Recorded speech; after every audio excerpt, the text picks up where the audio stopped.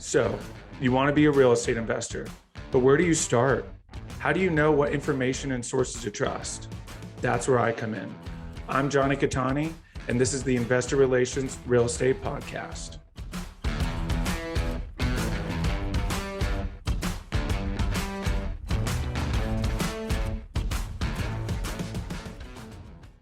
Hey guys, real quick, before we start, go to investwithcattani.com and download my free ebook, Is Commercial Real Estate Recession Proof?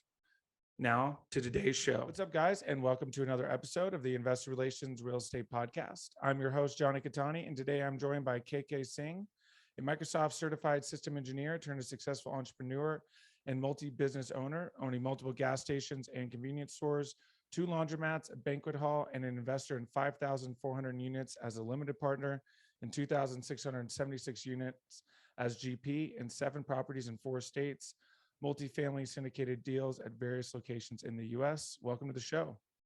Thank you very much for having me on your show, Jonah. Absolutely. I'm very excited for today's conversation. But as I do with all of my guests, let's rewind all the way to the beginning. We kind of got a little bit there in the intro as to what you were doing before, but kind of talk about, what led you from the corporate world into real estate. Well, I lost my job after 9/11, and it was only 9 months since I had come from India. So I had no other way to go. Either I could have gone back to India or gone into some other business. So I had friends who offered me a 30% share in the gas station business, and I opted that option. Awesome. And we were kind of talking offline. You've since sold most of them. Sounds like you still have a few. Is that correct? No, I sold all of them. The Oh. single family, I sold the whole portfolio. We bought all the 40 at the same time and sold all the portfolio at the same time too. Okay. And in that one includes day. the gas stations? No, just the single family. Awesome. Okay. So I haven't talked to anyone who owns gas stations. So kind of talk about that as an asset class, what it's like owning that and kind of the strategy behind it. Well, how I got into it was because of after losing my job. I had no option. My friends had 2 gas stations, so he offered me a 30% share in one of the gas stations, and that's how I landed in the gas station business.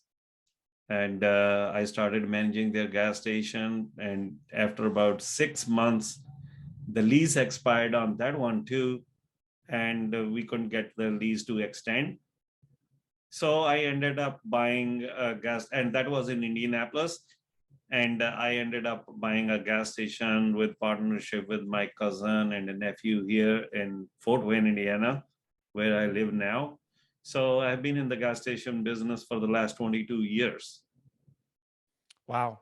That's awesome. So I'm sure you've seen, has it been, does it kind of follow the same track as commercial real estate, the land, everything like kind of rising, or what goes into, the No, it's totally different. It's a totally different animal. It's not based on just the real estate. You can, the first one we bought was, we just bought a lease. We didn't buy the real estate. Later on, I bought the real estate on that one too. But we had over these years at one point until last year, I had 8 gas stations with partnership with some other friends, and I sold 4 of them already. And some of them were on lease, some of them we owned with the real estate, and it works a little differently because gas station is not an investment, it's a business that you do day to day. So investment is something different. Okay, makes perfect sense. So is it possible to sort of have almost like property management, or like, I guess an on-site manager would probably just be someone who works on site. Is that So how that would work? you'll have to hire either a manager who can manage the gas station, who has experience in the retail business, or though I had a different strategy. I offered 20% ownership to my employees so that they can manage. So most of my partners were my employees, even including my daughter. She was my employee before she got a partnership in one of the gas stations. That's awesome. I love that. Bring the whole family in. So what goes into kind of operating and managing and overseeing a gas station? In the gas station business, it's a retail and cash business. So it's a lot of work, and starting from opening gas station at 5:30, preparing food and doing paperwork, everything, I mean, is a part of the gas station business until you get established and you can have other people manage the cash and be cashiers for you, and then you are only a manager. So I did all of it. And then do you get to negotiate fuel prices at all, or is it you just have to buy what price it is when? No, we have to buy the fuel prices, whatever the fuel prices are every evening. So they come out every evening at 6 o'clock. If you need it, you have to buy it. You can't trade. And we don't make much money on the fuel anyways. So it's the fuel is to bring the customers into the store. Where we make money is in the store. Got it. So it's like the movie business where the movie ticket isn't really where you're getting anything. It's really in the concessions and that. Correct. Okay. And what are some of the bigger ticket items? Is like beer and that have the higher margins, or what has? Well, in Indiana, we don't have beer either. Okay. We don't have beer and wine, but we have the cigarettes, tobacco. So 50% of the business is the tobacco products, and 50% is groceries, beverages, and all other stuff. Okay. So we make a lot more money on the 50%, which includes the cooler stuff and the groceries and chips and candy. Okay. Makes perfect sense. And then so along that, how were you introduced into commercial real estate and becoming? Did you start as a limited partner or on the GP side? No, I did start as a limited partner. I was offered a portfolio of 40 single family houses by a elderly person in our community. He had it for a while. So he wanted to retire, and he sold me those 40 single family houses. And he offered to help me for a year, but I realized that he was old school. He was doing everything with the pen and pencil, and I was a Microsoft certified system engineer and a computer savvy guy. So I decided to let him go after 10 days. So I did everything my own, and I managed those 40 single family houses for 5 years and sold them after 5 years. And as I bought the single family, so I started learning about how to manage and all that. I came across a syndication process, multifamily and syndicate, because people started offering me like 2 houses, 3 houses, because we had 40 single family. So I decided, okay, I'm not going to keep buying single family houses. I'm going to move on to multifamily. So I started passively investing in the multifamily. Okay. Awesome. I love it. And then that was just a transition right into the active side of things. After my first investment, I just invested a 50,000 in one of the deals without knowing anything. And after that, I realized that I need to learn the business. So I started researching and I'm reading books, listening to podcasts, and attending live events. And that's where I learned most of it. And then I ended up learning too much and started coaching others. Wow.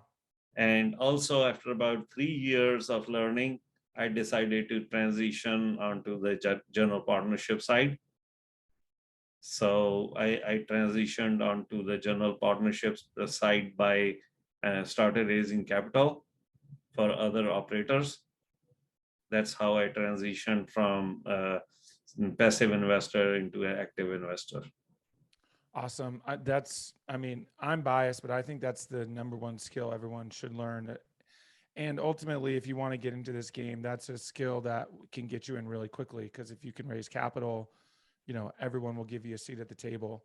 So your investor base, did that just come from, kind of owning gas stations in that community and the single family portfolio that you had grown over the years? First couple of deals I've done, we are doing eighth deal now. So first couple of deals, I do just family and friends. And from there, I started talking to other people, and I created a Facebook group where I have 6,000 members. And then I started attending other live events and started growing my network as well, because you can't do all the deals with your family and friends. So you have to have outside of your circle, you have to have investors out of your circles. And then I started getting referrals, and other people started introducing me, other investors. And on the Facebook as well, LinkedIn and Facebook, I use those platforms to grow my network. Awesome. I love that. Using social media, that's really the key. And it's such a huge tool to be able to use to grow that investor list. So what are some of the strategies that you're using, some market indicators and things that you look for when you're looking at deals? Since I coach, coach multifamily, I've been doing this for about 3.5 years now. So I know all the tools to be used to find a market, then research a sub-market, research the property, underwriting, and all that kind of stuff. So I've been coaching other people too. Awesome. I love that. And what are some of those things that you look for? What markets are you in, and what are those things that you look for? First of all, I'm invested in almost every market all over the nation as a passive and a general partner. Even as a general partner, we have done deals all the way from Amarillo, Texas to Atlanta, Georgia, in like 6-7 states that we have done. And we always look for the population growth, the job growth, and the rent growth. Those are the three indicators that we look at mainly. There are other, we look at the crime as well, but job growth, rent growth, and the population growth are those three important ones. Nice. And then are you focused on like workforce housing, like kind of the C class, or what? No, we are focused on value at B class. We did some deals previously in C class as well. Since the cap rate squeezed so much and there's not much spread between B class, C class, and A class, then why do we need to do C class? Because C classes are more risky. So when the spread is not there, why do we need? I mean, when I started, there was about 1%, 100 basis point spread between C, B, and A, but now it's not even 25 basis points. So why do we need to do that? So I focus, and my investor base is mostly doctors, engineers, computer engineers, software professionals, IT professionals. So they like to be associated with nicer properties. Makes perfect sense. And you really nailed it with that delta being so compressed. I've heard multiple operators having the same kind of change in strategy where there's not really a reason to go into that. And there are plenty who still do, of course, that asset class hasn't fallen by the wayside, but certainly as you are making a very compelling case for why you kind of move, not as heavy of a lift in that the B and A class. Yeah, C class is more risky as compared to B class. Makes perfect sense. So have you, with your engineering background, have you developed any software or anything that helps make some of this stuff easier? Well, I did it for my gas station business, not for the multifamily, but I use a lot of technology. I use a lot of technology to track my investments and also to organize my investor network and all that. What are some tools that you like? I like the CRM I use. I use Evernote a lot. And also I like Zoom, of course. Calendly. Shout out to Zoom. Yep. Yeah, shout out to Zoom. I use that Zoom all the time, every day. And I mean, there are other few that I use it on regular basis for a messenger, Facebook Messenger. If you don't have anybody's phone number, you can message. And then Facebook, have a group, 6,000 people, and LinkedIn. I use the social media a lot too. Wow, 6,000. That's awesome. Yep. So, are there any, as we're kind of in some weird economic times, is there any shift in your strategy, any other asset classes you're keeping an eye on or potentially moving into? Yes. With the rate of interest going up, we are very careful in picking up the product, what kind of debt we want on the particular property and the exit strategy. And also we are buying caps. Okay. Yeah, it makes perfect sense. That's kind of the big thing right now is really paying attention to that debt stack, getting it set up correctly. Are you still, or did you ever use floating rate? And is that something you're still using, or are you strictly on the other side? No, we have used floating rates, and we like bridge loans because most of our properties are value add properties that we plan in exiting in 3 to 4 years. So we have done agency loans definitely, but they have these penalties that you sometimes it doesn't make sense to exit the property just as these prices have gone up. So we were able to get out of 3 properties just because we had the right debt. Awesome. I love that. And speaks We to didn't how, have to pay. We didn't have to pay penalties. and those were with bridge. Though 2 of them were bridge. One of them was the agency loan, but it makes sense to exit that agency loan, though we have to pay the penalty, but the buyer is paying the penalty for us. So why not? Oh, wow. Okay. That's awesome. You were able to negotiate that and speaks to what's happening in the industry in terms of asset prices, that even with these prepayment penalties still makes sense to have an exit. Definitely. What are you keeping an eye on moving forward in terms of, obviously interest rates are going up, some things are changing, what kinds of things are you guys really focused on? First of all, I don't think the property prices are going down. The rent growth, the projections are still going up, 5 to 6% rent growth for the next until 2026 because there's not enough supply. So for the last 2 years, we are lacking behind on the supply new constructions with the shortage of labor and shortage of the material. So I think the party is going to go. Yeah, I'm right there with you. At least over the next like probably 2 to 3 years, I think we can be pretty safe there. Do you see anything happening with interest rates going up and eventually kind of hitting that apex and something having to give?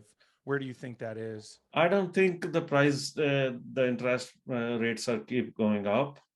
They'll have to stop sometimes.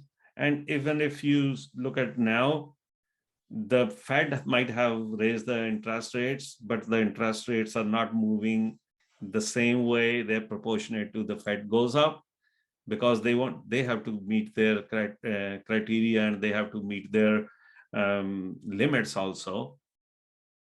So the rate of interest according to the Fed is not proportionate to the rate of interest that you can get. So we are, for example, we are on a deal that where we have been still quoted 3.6 on a bridge loan. It's 3-year interest only, and then 1 plus 1 year. So we have an option, and it's 18 months after there's no penalty. So that's still a good product to use. And if you want to exit after, but definitely we can buy a cap on it. And kind of explain that the +1 and the extensions and how that kind of works as you move along. Well, that works. So if you are buying a product where it's a 3+1+1, and it's very common, that you can extend for another year and then another year by paying a few basis points. And you're basically buying those basis points? Not buying basis point, we are kind of buying, let's say we start with 3.6.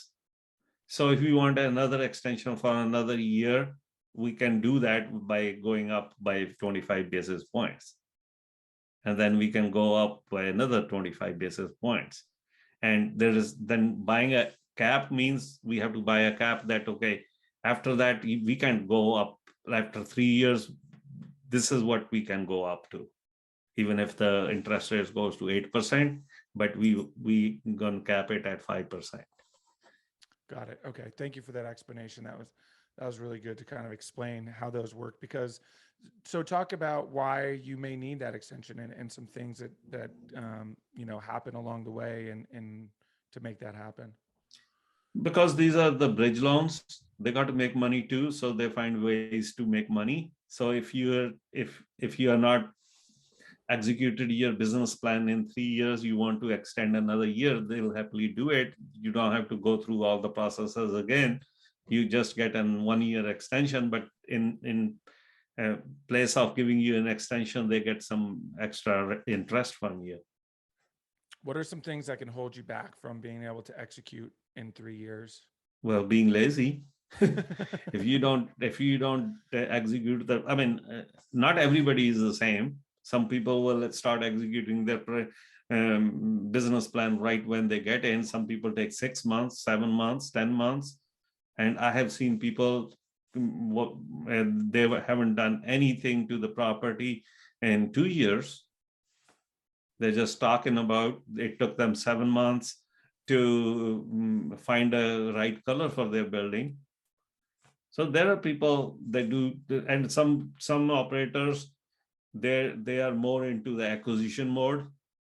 So once they buy the asset, then they raise the capital, they close it, and then they are on to another one.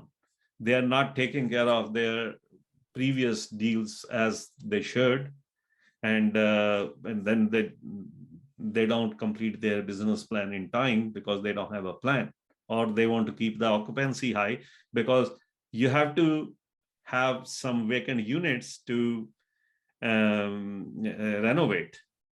So you have to have a plan. You have to have a plan how many units you want to do this month, the next month, the following month, and then you have to have leases accordingly, so that you have, like, let's say we are renovating 10 units a month.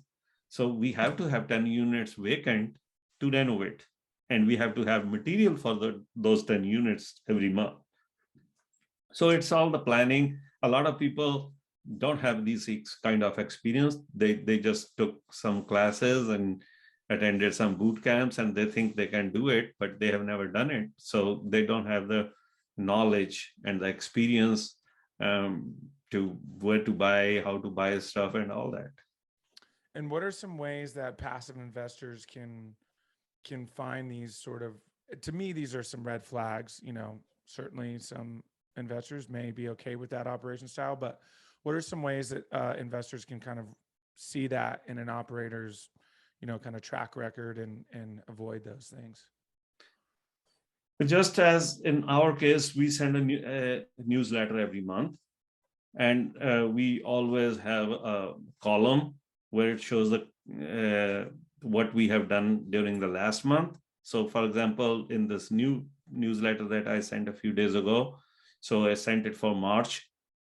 So it will have how many units we have done this month and how many we have the plan for. And that way you can see, hey, they're working on it. And then we send pictures, we show them pictures that we are painting the building from outside. And in one of my passive investments, I saw that they kept sending us emails every time they said, oh, we are picking a color. We haven't been able to pick a color for the building. Then the rendering goes down. Somebody sends the rendering, they don't like it, and then 15 days more to get it back. I've seen those things in one of our property where I'm a passive investor too. They were supposed to change the sign, the front sign. So it took them about 6 months to change that front sign because they were getting permission from the city, and then they were waiting for a month for somebody to give the graphics and order that. And it took them 6 months. That could have been done in a month or two. Jeez. So those are the things, I mean, but I have seen investors, as long as they get paid, that's what they worry about. So they don't, I look at in my CRM all the time that half of my investors don't check the emails. They don't open the emails. I send them every month, but they don't open it to see, they don't take the pain to see what's going on the property, because they get their returns every 7th of the month. So that means they think, oh, something is going on that we are receiving 7%. So they don't have time to do all that. They want to stay passive as long as they are getting money. But there's no problem with it. There's no problem with it unless you want to learn what's going on. As long as you get the money, that's what we invest for, right? Absolutely. We invest for the return on our investment. So as long as we are getting the investment, why do we have to worry about what's going on the property? No, it's a very great point, because so many people, and listen, of course, you know, we want to educate our investors. We want our investors to understand what's going on. But we also need to understand that not every investor is going to be that invested, pun intended. You know, they are busy professionals, and, you know, they did enough due diligence in their mind to know that you're a good enough operator and that you're going to do what you need, and they're getting their returns, and that's it. That's all they need. And a lot of investors just trust you. They just trust you, and they invest in you, not the property or the deal or anything. So yeah. We have a deal right now. We have a deal in Florida, and I sent an email just to inform my investors that we have a deal and get on our investor list. It's fully subscribed in 24 hours. Wow. So I have to do a webinar. Yeah, no, we didn't do the webinar. We don't even have the OM yet. We don't have the OM yet. And people are asking me, literally, send me the wiring instructions. I'm going to send the money in. That must feel great to be at yeah, that because point. They have invested with me on 5 deals, 6 deals. They have got the returns. They know how I work. So, and I have never met them. I have never met those guys. That's awesome. And that's really the ultimate goal. Whether you're a capital raiser, you know, operator, all of it, you know, having that Rolodex and being able to oversubscribe like that is a testament to you as an operator, obviously, and how well, you know, people are trusting you. And it sounds like you have a lot of repeat investors. Yes. Awesome. I love that. One thing I want to touch on, we're kind of coming up on time. We mentioned in the intro, you have a banquet hall. Yes. I'm curious. That's not an asset class I see too often. So how did that come about, real quick? Well, that was also a creative deal that I got through the person I knew. So she told me that this is going to go on a sheriff sale. And it was right before the COVID. And she connected me with the creditor. So we talked to the creditor, and we gave him an offer before the sheriff sale. So nobody, because it has to be a cash payment. So nobody was there to pay cash, that much cash at the closing and the sheriff sale. So it went back to the creditor, and we bought it from the creditor. And do you get it for pennies on the dollar, like a nice discount at that point? We got it not on pennies on a dollar, but we got it at a discounted price. Awesome. That's cool. And banquet hall for any kind of event then? So just yes. like a big event space. Yes, it's on a 9-acre land. It's a 20,000 square feet. It has got an inside and outside venue, 3 parking lots. It's built in 2005, so it's a nice asset to have. Awesome. A lot of weddings, probably. Well, since we bought back in December, just before the COVID, so we did have some, but we didn't make much money. But it's okay. It's a nice asset. We will make money someday. Yeah, that's tough. Right before COVID, obviously, no one could see that coming, and yeah, when those things kind of shut off. And is it in Indianapolis as well, or? It's in Fort Wayne, Indiana. Okay. Awesome. Cool. Well, we are coming up on time. Like I mentioned, I have 5 questions that I ask all of my guests. It's the final Okay. 5. Shoot them in. Awesome. First question. What's the best advice you've gotten from a mentor? Invest in yourself before investing in any kind of real estate. Boom. Did you hear that? I did a whole solo episode on mentors and investing in yourself. I love that so much. What is it about your career that makes you feel like you're fulfilling your why? I think I never thought where I am today. I never thought I'm going to be where I am today. I have been very successful with the grace of God, and everything I have touched have been successful. Never failed in any type of business. So I'm very grateful to the Lord. I love that. That's awesome. I'm sure you probably made some mistakes here and there, but ultimately, yes, in the end, but they didn't come and bite me. I love that. That's so great. What's your favorite non-real estate or investment related book? None. That's a good question. I haven't read any non-real estate book, but I can tell you that I also invest in gold. But I haven't read any book on gold or anything. But other than real estate, I invest in gold. Nice. Any like business books or anything that you kind of read along the way? Not really. Okay, fair enough. I'm not a good reader. I admit. So you just naturally kind of figure things out, just kind of a natural problem solver. Correct. Awesome. That's great. If you could have any superpower, what would it be? I think I'm a good negotiator. I can negotiate really good on deals, whatever type of deals, whether it's a gas station, laundromat, banquet hall. I'm very creative, and I'm always open mind. So it doesn't have to be one way or the other. So whatever, I try to figure it out how it will work for the buyer and the seller. I love that. We didn't touch on the laundromats, but from what I understand, those are pretty solid, like real good cash on cash returns in that asset class. Is that yes? And I built this back in 2012, and I built it from ground up. It took me a year to do the research before I built it, and wow, it's one of the best in Northeast Indiana. Awesome. I would say the best, not one of the best. The best laundromat in. It's all automated. It's all computerized. I can do everything from my phone while I'm in Florida. Wow, that's awesome. I love that. Okay, last question. What is the best way for people to get a hold of you and learn more?